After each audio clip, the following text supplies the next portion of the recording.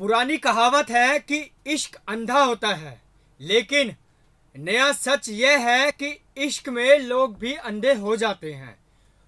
वो सच जिसमें दिल का नहीं बल्कि मोहब्बत का गला घोटा गया। फरवरी का महीना तकरीबन हर किसी को पसंद होता है। इस महीने में ही वैलेंटाइन डे वीक आता है, जिसका इंतज़ार प्रेमी साल भर करते हैं।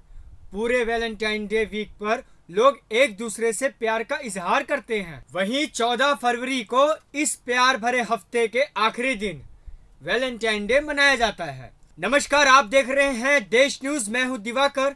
शुरुआत करते हैं आज के हमारे इसी खास प्रोग्राम से। टेडी की जगह उसने डॉल में कटा हुआ सिर डालकर दिया गिफ्ट। वैसे तो यह मर्डर मिस्ट्री एक अजीब कहानी है।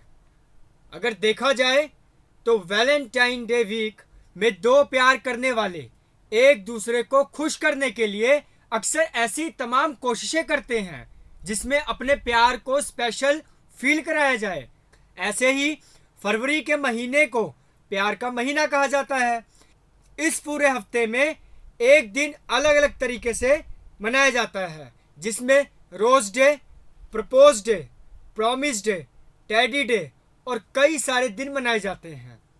वहीं वैलेंटाइन डे वीक पर आज हम आपको एक स्टोरी भी बताने जा रहे हैं, जिसमें प्यार के बदले लोगों ने एक दूसरे की जान ली।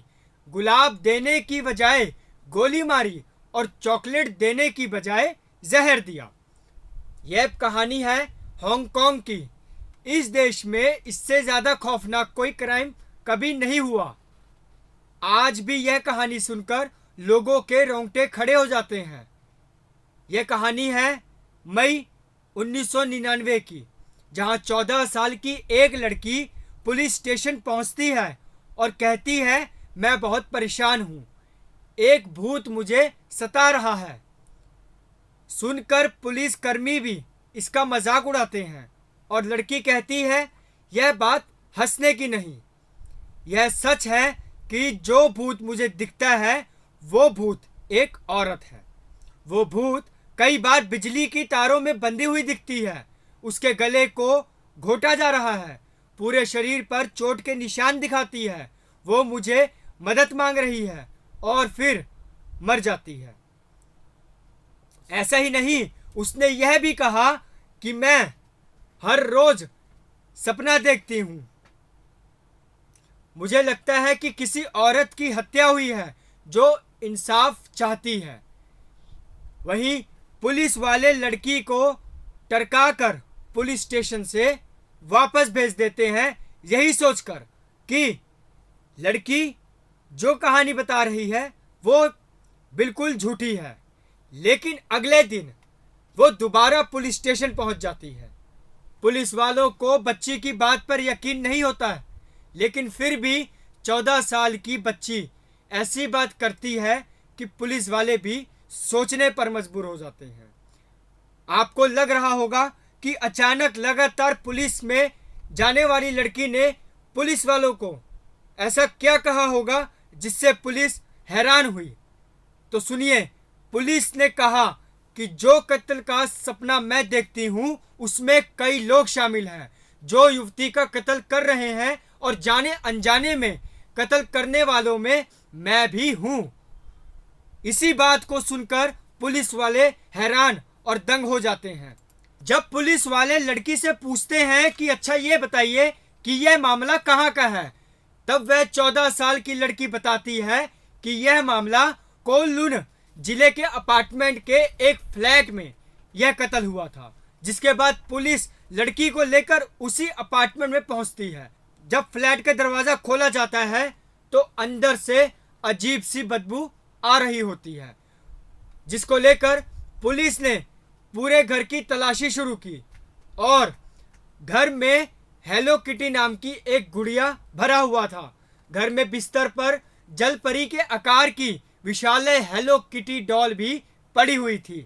यह आम गुड़िया के मुकाबले बहुत बड़ी दिखती थी, लेकिन पुलिस उस डॉल को देखकर चौंक जाते हैं। डॉल की तलाशी ली जाती है तो देखती है कि डॉल के सिर और गर्दन के हिस्से को काटा गया है और फिर सिला गया है। लेकिन पुलिस ने डॉल के सिर वाले हिस्से को खोलते ही हैरान हो जाती है, क्योंकि डॉल के अंदर एक इंसानी सर रखा होता है, जिसको देखकर ऐसा लग रहा होता है कि सिर के साथ बहुत कुछ हुआ है। सिर को पानी में उबाला गया है और टुकड़े करने की कोशिश की गई है। जिसके बाद पुलिस को उस 14 साल की बच्ची की बातों पर यकीन हो जाता है और यकीन होता है कि जरूर इस अपार्टमेंट में कोई कत्ल हुआ है। यहाँ से सामने आई कत्ल की जो कहानी चौंका देने वाली है, वो हांगकांग के इतिहास में ऐसी कहानी है जो पहले कभी न देखी होगी और ना ही सुनी होगी।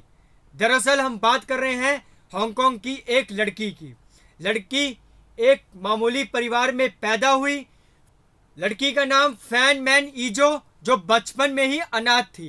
पहले चाइल्ड होम में रही, फिर बड़ी हुई तो उसे ड्रग्स की लत लग गई।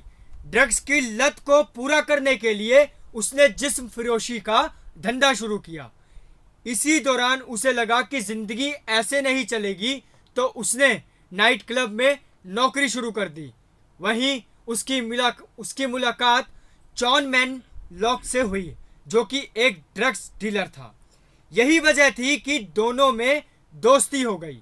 सब कुछ ठीक ठाक चल रहा था। तभी 1957 अप्रैल में फैन मैन की जिंदगी में एक तूफान आ गया। जब फैन मैन ई एक लोग के घर में आई तो चैन मैन लोग बाथरूम में था। वो एक ड्रग डीलर था और आपराधिक किस्म का भी था, लिहाजा उसके कई शूटर भी थे।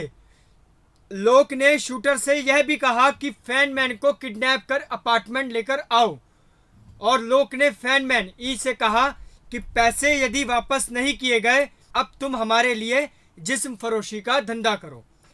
अब फैन मैन ई एक फ्लैट में कैद कर दिया और लोग अपने साथियों से फैन मैन ई का दुष्कर्म करवाने लगे और बंधक बनाकर उसको लगातार मारपीट करने लगे। दिन में गैंग के सदस्य कई बार दुष्कर्म करते और सिर को पंचिंग बैग बनाकर पीटते। इसी दौरान 14 साल की एक लड़की भी जिस्म फरोशी के धंधे में आ गई। एक रोज लड़की को जब अपार्टमेंट ले जाया गया, जहां उसने देखा कि फैन मैन ई पर जुल्म हो रहे हैं, जिसके बाद यह सिलसिला लगातार 1 महीने तक चलता रहा और एक दिन अप्रैल 1997 में फैन मैन ई की मौत हो गई। फैन मैन ई के मरने के बाद लोग को खबर दी जाती है और बोला जाता है कि लाश के टुकड़े कर दो। लिहाजा बात तब में लाश के टुकड़े किए जाते हैं और लोग ने अपने गुर्गों से यह भी कहा कि ऐसा करो जिससे कहीं लाश की बदबू न आए। जिसके बाद घर में रखे बर्तन में शरीर के टुकड़ों को उबाला जाता है और पकाया जाता है। गैंग के लोग उबले अंगों को पॉली बैग में डालकर कचरे में फेंक देते थे। हर रोज यही सिलसिला जारी था। शरीर के कुछ अंगों को जार में ही रखा जाता था। अब फैन मैन ई का सर बचा था, लिहाजा सिर को भी उबाल दिया जाता है। लोग सोच रहा था कि सिर का क्या किया जाए, क्योंकि सिर को बाहर फेंकने से लड़की की पहचान हो सकती थी। लिहाजा उसने एक मछली के आकार की बड़ी हेलो किटी डॉल मंगवाई। हेलो किटी डॉल से सिर के पास से कॉटन निकाले और वही फैन मैन ने उसके अंदर सिर रख दिया।